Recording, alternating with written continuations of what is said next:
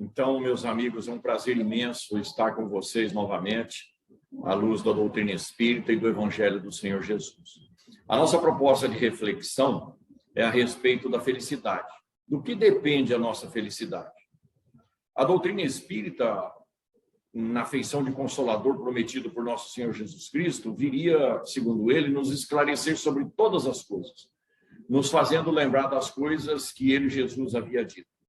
Portanto, até mesmo sobre a felicidade, que é uma das nossas maiores necessidades, a doutrina espírita não poderia ser diferente. Ela deveria e traz todas as possibilidades com as informações necessárias para o entendimento daquilo que se trata. Nós gostaríamos de iniciar as nossas reflexões trazendo para o momento presente a opinião do grande psicanalista alemão Erich Fromm. Erich Fromm tratou de muita gente. Reconhecido mundialmente, ele se estabeleceu nos Estados Unidos e no México e produziu uma obra monumental na área da análise do ser humano. Aliás, a análise do homem dele é um livro extraordinário, tanto quanto a sua obra. E num de seus livros, Erich Fromm vai falar sobre as 4 maiores necessidades, segundo a ótica dele, em função das experiências que ele tinha com a natureza humana, quais são as 4 maiores necessidades que nós, seres humanos, temos, subjetivamente falando. Ele diz que inicia-se as necessidades da natureza humana pela liberdade, ou seja, todo ser vivo, qualquer que seja ele na escala biológica, tem necessidade de liberdade. Todos nós temos, e nós, seres humanos, muito mais. Mesmo porque nós só nos sentimos bem posicionados diante da vida quando nós temos uma determinada liberdade e nós ansiamos por ter cada vez mais liberdade. E a questão da liberdade é tão complexa que Allan Kardec determinaria um capítulo na 3ª parte do Livro dos Espíritos para estudá-la. E é um dos maiores capítulos de todo o Livro dos Espíritos. É um dos grandes capítulos em extensão do Livro dos Espíritos. Tal a importância do entendimento que devemos ter em relação à percepção da liberdade. Allan Kardec abre o capítulo na questão 825, questionando se é possível ter uma liberdade completa aqui na Terra. Ao que os benfeitores espirituais disseram que não. Não é possível porque, evidentemente, nós vivemos em sociedade, um outro capítulo também na 3ª parte do Livro dos Espíritos, e, portanto, vivendo em sociedade, nós temos que cuidar da nossa liberdade, mas também prezar pela liberdade alheia, ou seja, a nossa liberdade só pode ir até onde se inicia a liberdade alheia. Dessa forma, a gente precisa se estabelecer de acordo com a lei de Deus, que são as leis morais, que estão inscritas em nossa consciência, nós falaremos um pouco mais sobre isso, para que nós possamos compreender adequadamente o quanto nós podemos ser livres, porque, em verdade, meus amigos, nós queremos ser livres no máximo, mas nós nos esquecemos que nós também não oferecemos liberdade máxima a todos aqueles que convivem conosco, e muito menos aqueles que estão sob o nosso teto, e muito menos ainda sobre aqueles que estão sob as nossas ordens. Então, é preciso repensar isso. Allan Kardec vai perguntar para os espíritos, ainda em lei de liberdade, se existe algo no espírito humano que possa lhe dar uma percepção da liberdade plena.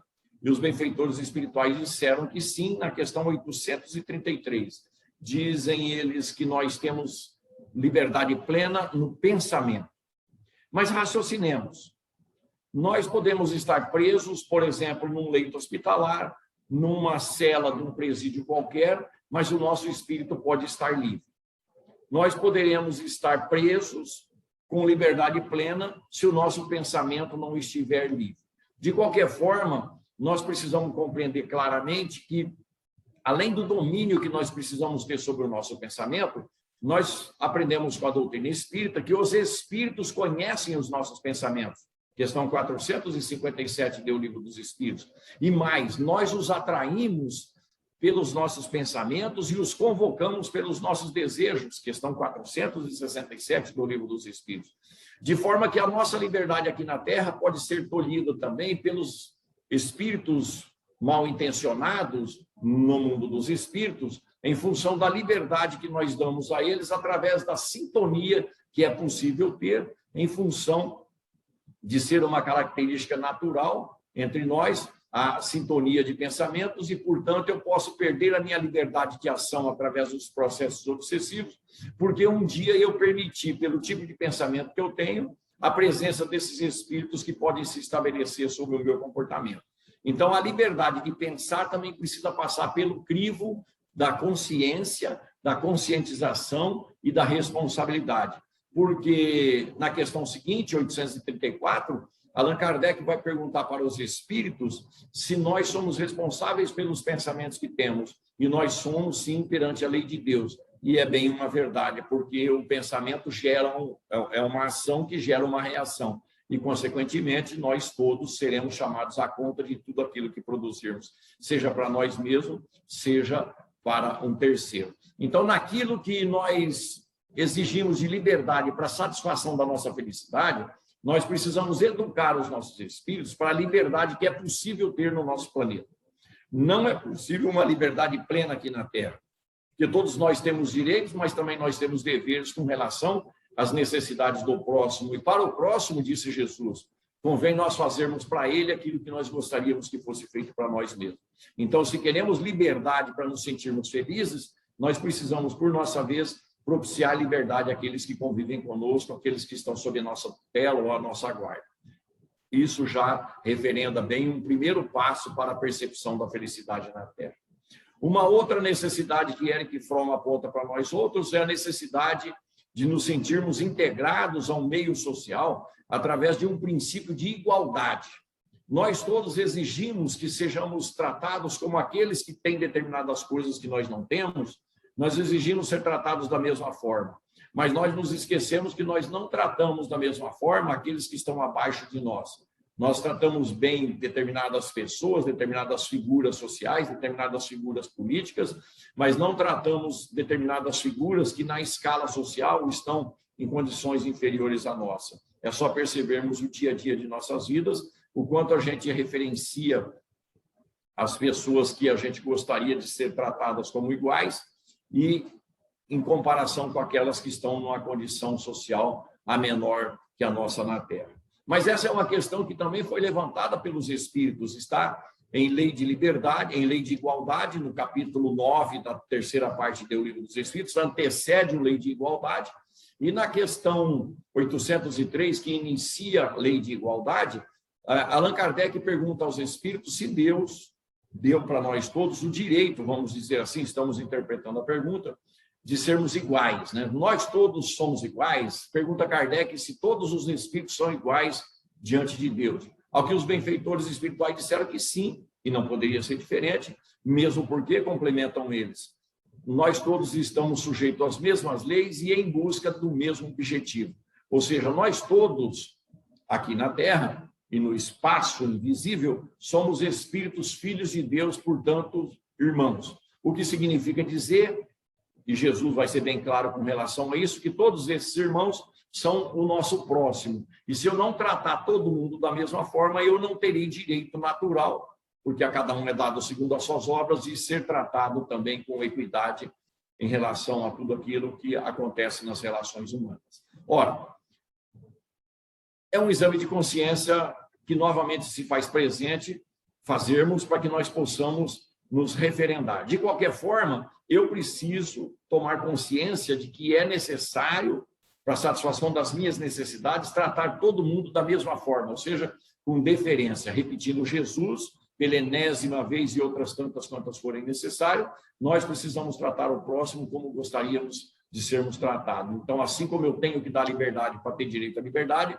eu preciso tratar todos aqueles que convivem comigo em todas as instâncias da cadeia social humana da mesma forma, como irmãos que somos, amando-os tais quais eles são. É nesse sentido que Jesus vai dizer para nós amarmos os nossos inimigos, para amarmos aqueles que nos perseguem e caluniam, para fazermos para o nosso próximo o que gostaríamos que fosse feito para nós, enfim. Erich Fromm tem razão, se faltar a percepção da igualdade, nós seremos infelizes. A doutrina espírita entra com a luz do entendimento em cima do Evangelho de Jesus, mostrando que essa questão também é de responsabilidade nossa. Uma terceira necessidade, que é motivo da nossa reflexão aqui, é da felicidade, mas nós vamos deixá-la por último. A quarta necessidade que todos os seres vivos têm é a necessidade de amor, e muito mais os seres vivos conscientes, tais quais nós já atingimos uma consciência espiritual, vamos dizer assim, já dilatada, e por isso mesmo nós reclamamos que não somos amados, que ninguém se importa conosco, que não nos convidam para nada, e por isso mesmo nós estamos, vira e mexe, reclamando que Deus não dá atenção para nós outros, nem sabe que a gente existe, ou seja, a gente acha que não vem amor nem dos nossos irmãos e nem mesmo do nosso Criador, o que não é uma verdade. O amor, dirá Lázaro no capítulo 11 do Evangelho segundo o Espiritismo, é um sol interior. É um sentimento que resume integralmente a doutrina do Senhor Jesus, mas é também um sentimento que é fruto do desenvolvimento do ser humano, diz ele. Nós, no princípio, tínhamos só instinto, um pouco mais desenvolvido, mais corrompidos, nós temos sensações.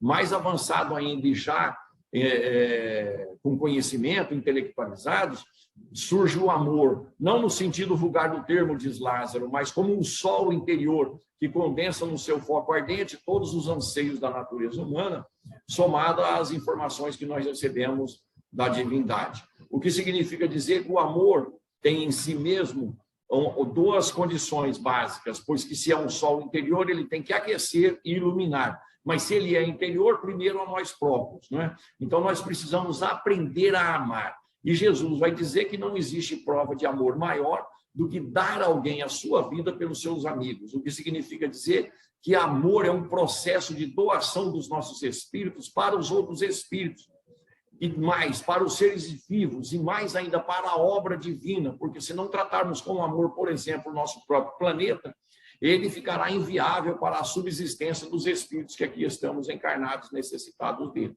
Então, é preciso amar a obra como um todo, e muito mais os seres vivos, e mais ainda os seres humanos, porque é o que nós desejamos que acontece conosco. Mas é da vontade de meu Pai, disse Jesus, que nenhuma das ovelhas que ele me deu se perca. Então, o Senhor da vida está nos mostrando, através dessa informação de Jesus, que ele nos ama incondicionalmente, a ponto de trabalhar o tempo todo para que nós nos arrependamos, e por isso o céu se alegra mais por um que se arrepende do que 99 que não precisa de arrependimento. Nós precisamos compreender que amor é um processo de doação de nós para os outros. E quando nós amamos, o que a gente vai fazer? O que resulta da nossa ação no amor? Nós vamos atender às necessidades alheias, sejam materiais ou subjetivas. Nós vamos procurar dar a eles um suporte de existência, um suporte humano, um suporte emocional, um suporte psicológico. E isso significa que, doando essas coisas para eles, nós estamos amando. E isso, quando chega nas pessoas que recebem isso de nós outros, elas se sentem mais felizes, tanto quanto nós nos sentimos felizes, quando as pessoas fazem essas coisas para conosco. E aí, então, a gente volta na necessidade terceira que Erich Fromm aponta na sua obra monumental. Vale muito a pena conhecer a obra de Erich Fromm, e notadamente a análise do homem, ter e ser, e a arte de amar. É onde ele nos ensina o que devemos fazer para amar como gostaríamos de ser amados, ou como somos amados da forma como Jesus ama. De qualquer forma, a nossa reflexão é em torno da felicidade. Mas percebamos, meus amigos, quando nós soubermos lidar com liberdade, com a percepção da igualdade, quando estivermos amando, nós haveremos de nos sentir felizes. Por quê? Porque é lei da vida. O Senhor Jesus, quando questionado a respeito do maior mandamento da lei, disse que é amar a Deus sobre todas as coisas e ao próximo como a nós mesmos. Aí está toda a lei e os profetas, disse Jesus, o que significa dizer que toda a lei divina está circunscrita naquilo que nós podemos chamar de lei de amor. Então, Deus é a própria essência, e Jesus, o verbo que se fez carne, é a representação do amor de Deus para junto de nós outros. E não fez outra coisa, Jesus, do que senão doar-se para nós todos aqui, no sentido de nos instruir, no sentido de ser um exemplo para que possamos segui-lo, conforme preza a doutrina espírita na questão 625. Mas, antes de tudo, o amor é uma lei. Vamos conversar, então, um pouquinho sobre lei. A lei de Deus. Allan Kardec determina a terceira parte do Livro dos Espíritos para o conhecimento das leis que regem as nossas vidas, as leis morais. Todas as leis de que temos possibilidade de entendimento, necessidade de entendimento, estão no estágio que nós nos encontramos, está na terceira parte do Livro dos Espíritos, e são 10 leis. Mas antes de estudar as 10 leis, Kardec estuda a lei divina ou natural, ou lei natural ou divina. E depois ele vai fechar toda a terceira parte com lei de amor, justiça e caridade. Mas prestemos atenção no primeiro capítulo da terceira parte do Livro dos Espíritos, que é intitulado Lei Natural ou Divina, ou Lei Divina ou Natural, tanto faz. O que importa para nós é estudarmos, em particular, a questão 614, que dá início à terceira parte, portanto, ao primeiro capítulo da terceira parte. Kardec faz o seguinte questionamento aos benfeitores espirituais. O que se deve entender por lei natural? E os benfeitores espirituais responderam para nós outros que lei natural é a lei de Deus, única, necessária para a felicidade do ser humano. Vamos repetir. Lei natural é a lei de Deus, única, necessária para a felicidade do ser humano, porque indica ao ser humano o que ele deve e o que ele não deve fazer. E o ser humano só se torna infeliz porque se afasta dessa lei.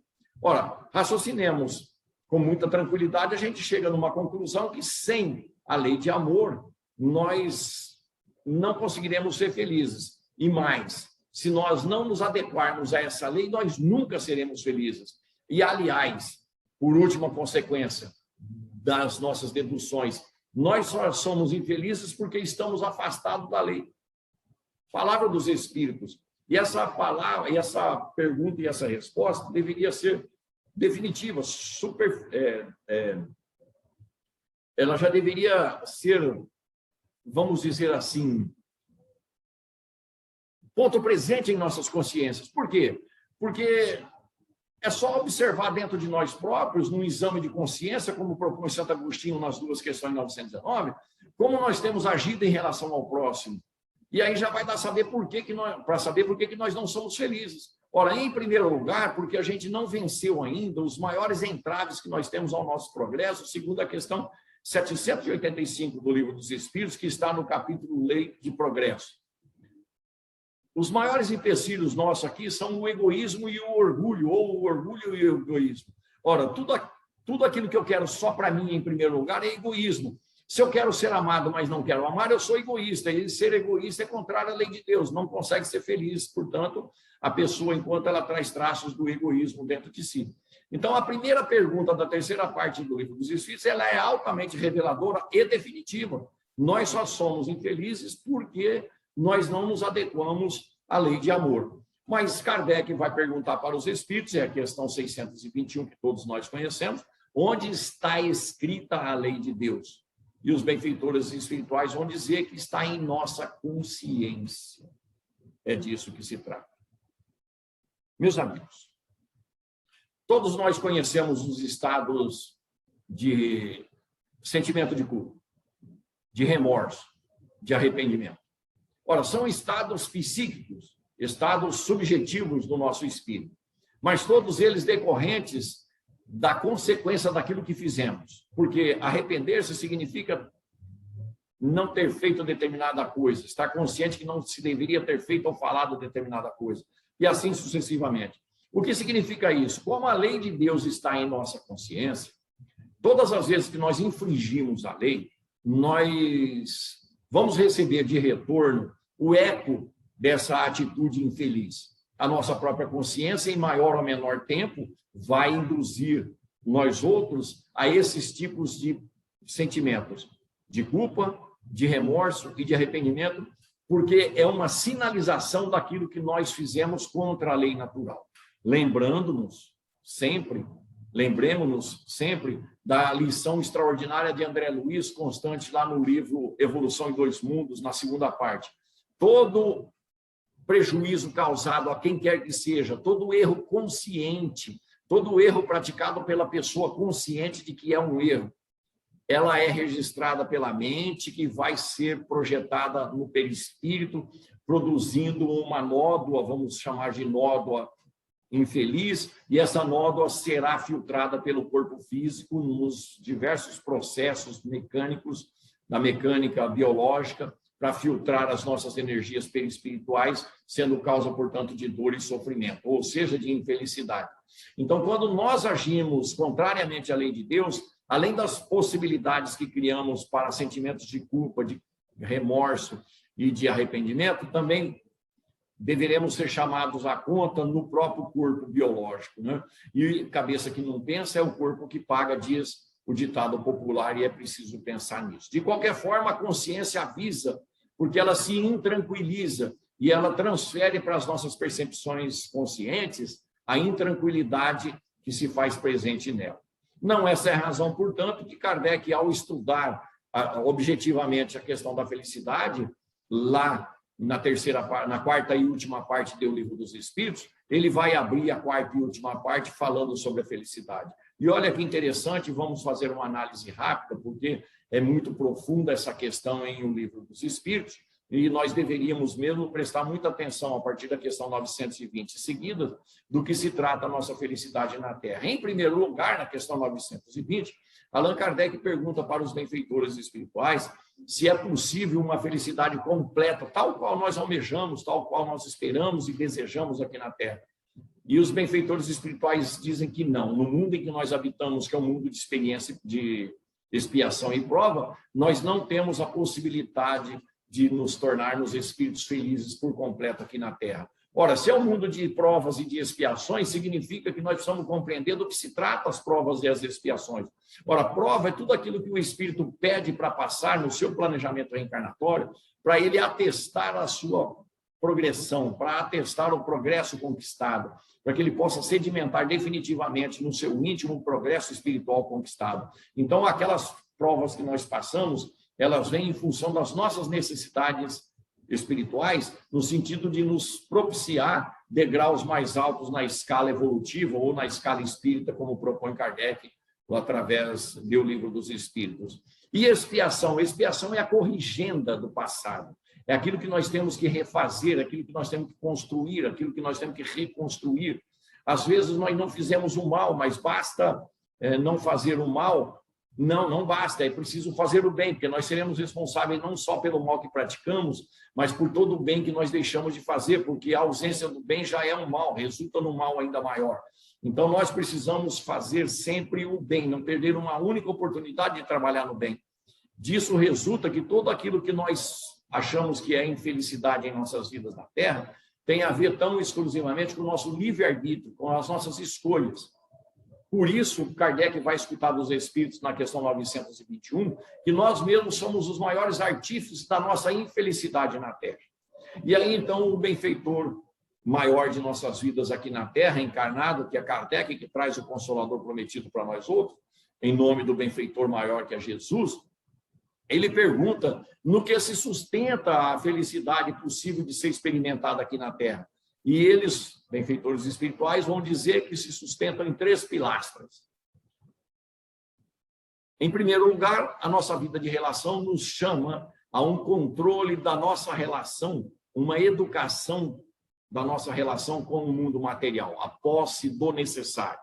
Discutiremos particularmente cada um dos 3. Em relação à consciência, ou seja, ao mundo moral, a consciência tranquila, e já vimos por que ela se intranquiliza.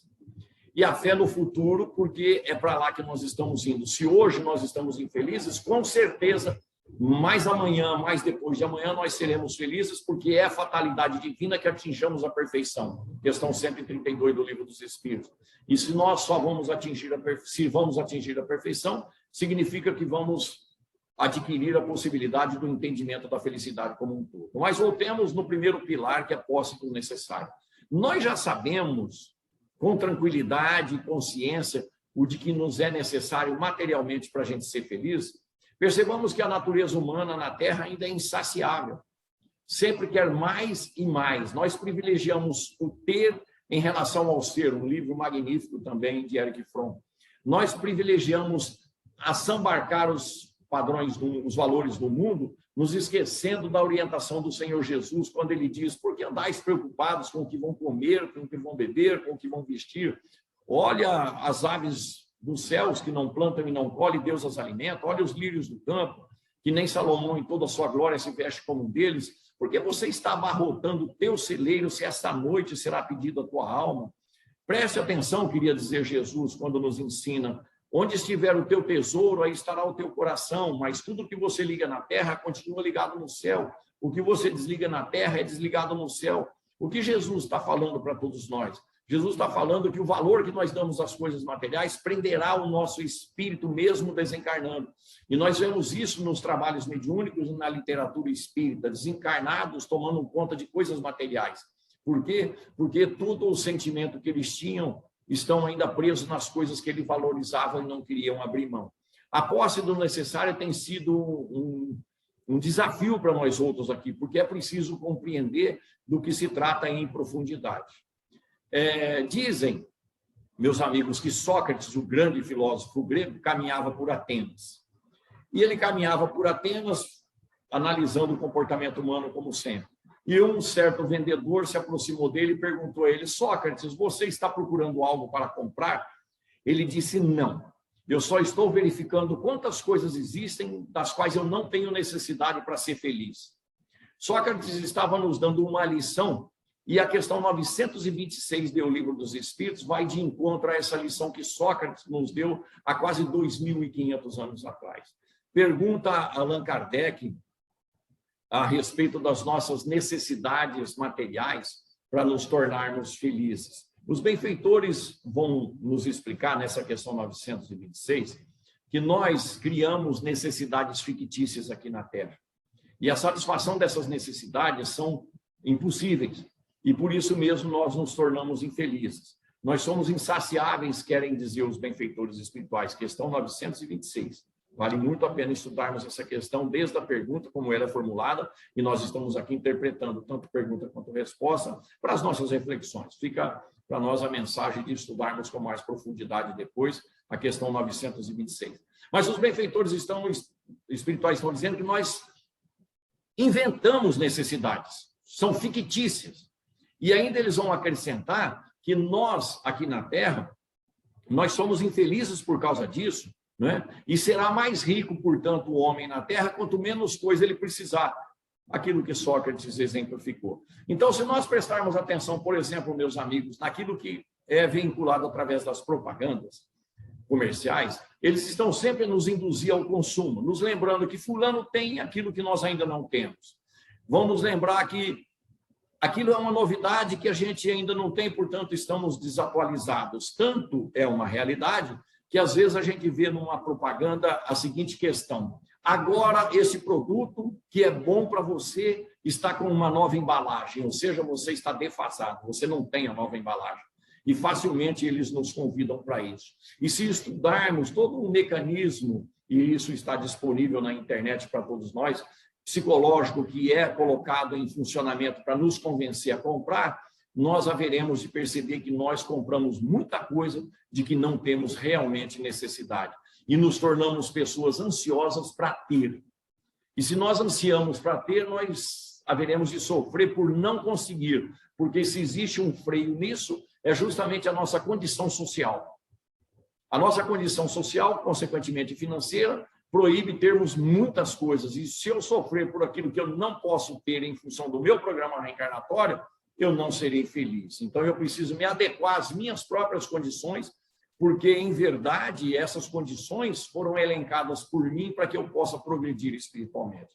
Mas percebamos, meus amigos, nas dependências dos consultórios psicológicos, psiquiátricos, enfim, psicanalistas, nós estamos vendo eles abarrotados de pessoas que podem pagar, ou seja, pessoas que têm condições financeiras e que não são felizes, tendo possibilidade de comprar tudo o que gostariam, de tudo que gostarem.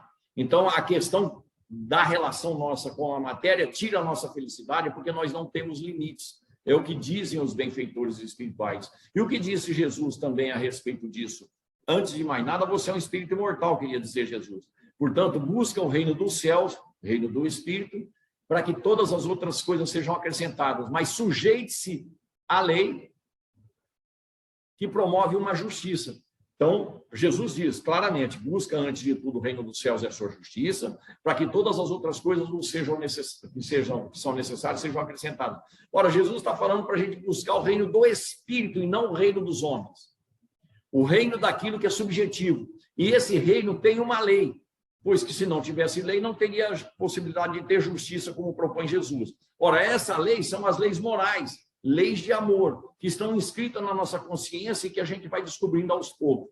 Portanto, a felicidade na questão da relação com a matéria está exclusivamente ao nosso encargo, aceitar as coisas como elas são, mas quando ter as coisas, também fazer bom uso delas e aquilo que estiver sobrando transferir para quem não tem.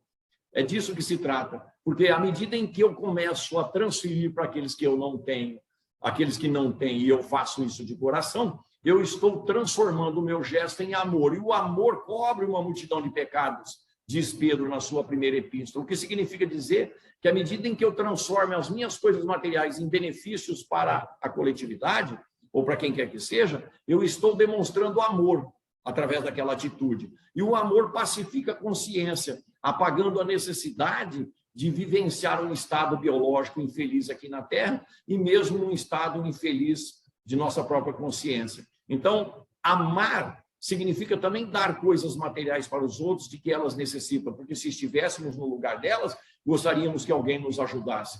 Daí a necessidade de nos envolvermos num trabalho voluntário, num trabalho de doação em benefício dos mais necessitados no mundo físico, para que nós possamos ser intermediários do amor do Senhor Jesus até eles.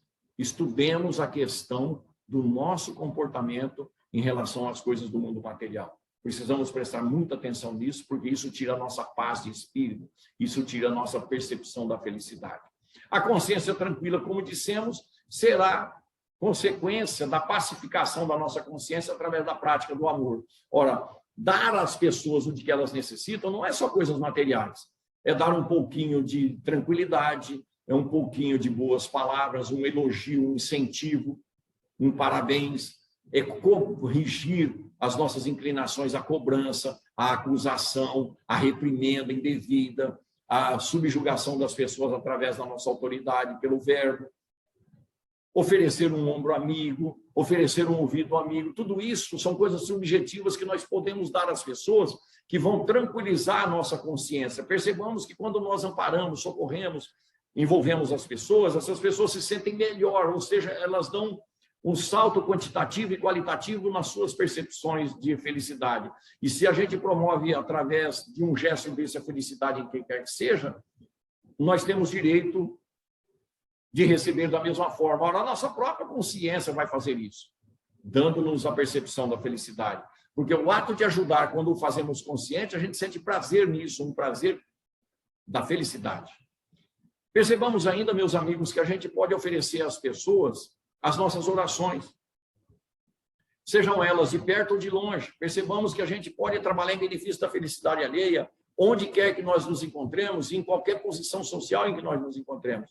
Tudo isso, a lei de Deus que está na nossa consciência vai registrar e vai devolver com tranquilidade. Por isso, questão 922, uma das necessidades para a felicidade se estabelecer dentro de nós é consciência tranquila. E ela só se tranquiliza ou se tranquiliza cada vez mais, ou se tranquilizará cada vez mais, à medida em que nós amarmos como Jesus recomendou, fazendo para o próximo aquilo que nós queremos para nós mesmos. E, por último, a fé no futuro. Ora, o futuro é o esplendor para os nossos espíritos, é para onde estamos caminhando. O futuro existe, tanto que ele pode ser revelado, tanto que a gente pode comprovar através das revelações que nos são feitas. Basta ver, por exemplo, as profecias que profetizaram a vinda de Jesus em detalhes, e analisando o Evangelho a gente consegue comprovar, ou seja, existe um futuro, ele pode ser revelado para que nós possamos, com isso, confirmar a existência do futuro. Então, não há o que temer. Se nessa existência eu não sou feliz, na próxima, com certeza, serei mais feliz. Mas se eu fizer aquilo que deve ser feito por mim mesmo, se eu fizer aquilo que me compete fazer. Meus amigos, do que depende a nossa felicidade, então? De uma mudança de paradigma. Eu não posso desejar, exigir mesmo que alguém me faça feliz. Eu não sou infeliz porque minha mulher não me faz feliz. Eu não sou infeliz porque meus pais não me fizeram felizes e não me fazem feliz. Eu não sou feliz porque o governo não me faz feliz. Eu não sou feliz porque o meu patrão não me faz feliz. Não, eu não sou feliz porque eu não quero. As pessoas são o que elas são e eu preciso me adaptar a isso. Enquanto eu não me adaptar a isso, eu não serei feliz. Nós não podemos esperar que a felicidade venha de fora, porque a felicidade virá sempre de dentro da nossa própria consciência. Por isso mesmo, nós somos os artífices da nossa felicidade, os construtores da nossa felicidade. E enquanto a gente não ter consciência sobre isso, e consciência de que as lições do Senhor Jesus são as melhores ferramentas que nós temos para nos transformarmos em pessoas felizes o mais rapidamente possível, nós adiaremos a nossa felicidade ad eterno enquanto nós não mudarmos. Pensemos nisso, meus amigos. A nossa felicidade só depende de nós, da forma como nós nos relacionamos com a lei de Deus, da forma como nós nos relacionamos conosco mesmo e com o próximo. Ninguém tem nada com isso. Deus trabalha o tempo todo para a gente ser feliz. O Senhor Jesus, que se comprometeu, vinde a mim todos vós que estáis cansados e sobrecarregados, eu vos aliviarei. Ele está trabalhando a nosso favor, eu não vos deixarei órfãos, e eu permanecerei convosco até o fim dos tempos. Jesus está trabalhando para nós, mas ele não pode enfiar em nossa consciência a percepção da felicidade, porque isso depende de nós outros. O que ele faz é ensinar o caminho para que a gente tenha vida e vida em abundância, ou seja, uma vida plena com felicidade. Pensemos nisso e escolhamos ser felizes, mas é impossível ser feliz sem obedecermos às leis. E ninguém representa mais a lei de amor na terra do que Jesus. E ninguém representa mais na terra um intérprete fiel de Jesus do que Kardec. Portanto, escolhamos definitivamente seguir sempre com Jesus, nunca sem Kardec. Muito obrigado a todos e muita paz.